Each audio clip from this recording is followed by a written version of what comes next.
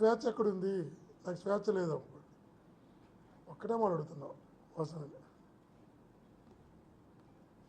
జగనన్న ప్రభుత్వంలో మీకున్న స్వేచ్ఛ నిజంగా కూడా చాలా తక్కువ మంది కూడా ఉంటుంది. ఇప్పుడు ఒకసారి ఆ రోజు ఈనాడు జ్యోతి పేపర్లు రాశారనుకుంటా, నాకు గుర్తున్న వరకు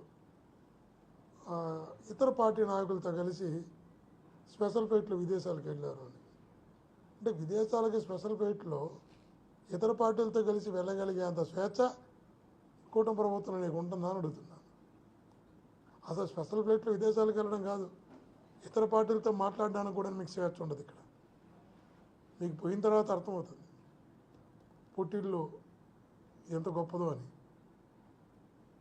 ఎంత గొప్పగా చూసుకున్నదో, ఎంత స్వేచ్ఛ ఉన్నదో, ఎంత గౌరవంగా చూసుకున్నదో మీకు ఇప్పుడు కాదు, కాలం గడిచే కొందికి చాలా అర్థమవుతుంది. కాబట్టి వాసన ఒకటే చెప్తున్నాం, ఎవరినో సాటిస్ఫై చేసి ఏదో ఎదగాలని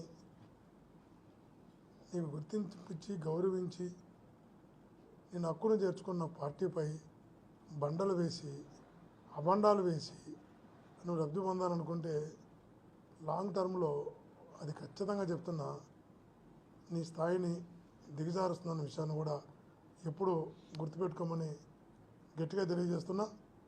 ఏదేమైనా కూడా ఆత్మీయులారా, ఆధారాలతో, సాక్ష్యాలతో, నిజాలతో సంబంధం లేకుండా జగనన్న వ్యక్తిత్వాన్ని హననం చేయడానికి వాసన లాంటి వాళ్ళు ప్రయత్నం చేసినా, వాసనను అడ్డు పెట్టుకొని ఎవరు ప్రయత్నం చేసినా అది వాళ్ళకే తగులుతున్న విషయాన్ని కూడా గుర్తుంచుకోవాలి. ఇంతకుముందు కూడా ప్యారడైజ్ పేపర్స్ అని రకరకాల ఆరోపణలు చేశారు. చివరికి అర్థమైనాయి 2017 అనుకుంటా. 19లో రిజల్ట్స్ ఎలా వచ్చాయో మనకంతా కూడా తెలుసు. కాబట్టి వాసన మళ్ళా చెప్తున్నాం, నేను ఎక్కడ ఎంపీగా పోటీ చేసినా, ఎక్కడ ప్రతి పల్లె తిరిగా, ప్రతి ఊరు తిరిగా, ఇక్కడ ప్రజలు ఇట్లాంటి మనస్తత్వాన్ని అంగీకరించిన విషయాన్ని మీకు తెలుసు, నాకు తెలుసు. తప్పకుండా భవిష్యత్తులో జగనన్న వైపు ఎన్ని ఆరోపణలు చేసినా, ఎన్ని అభాండాలు వేసినా, ఎన్ని రకాలుగా ఎంతమంది కలిసి ఒక వ్యక్తిని ఎదుర్కోవడానికి ఎన్ని పార్టీలు కలుస్తున్నాయి, కుటుంబాన్ని కూడా తిరుగుబాటు చేయిస్తున్నారు.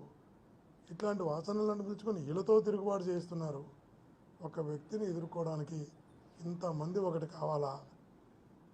ఇంతమంది కలిసి ఒక వ్యక్తి యొక్క క్యారెక్టర్ని మీరు అసెస్ చేయాలనుకుంటే ప్రజలు తన వైపు నిలవరా? కాబట్టి ప్రజలు అండ బలం జగనన్నకు ఉంది. కాబట్టి ఇట్లాంటివన్నీ కూడా నిలవ ప్రజల ముందరని కూడా తెలియజేస్తున్నా. థ్యాంక్ యూ అనండి.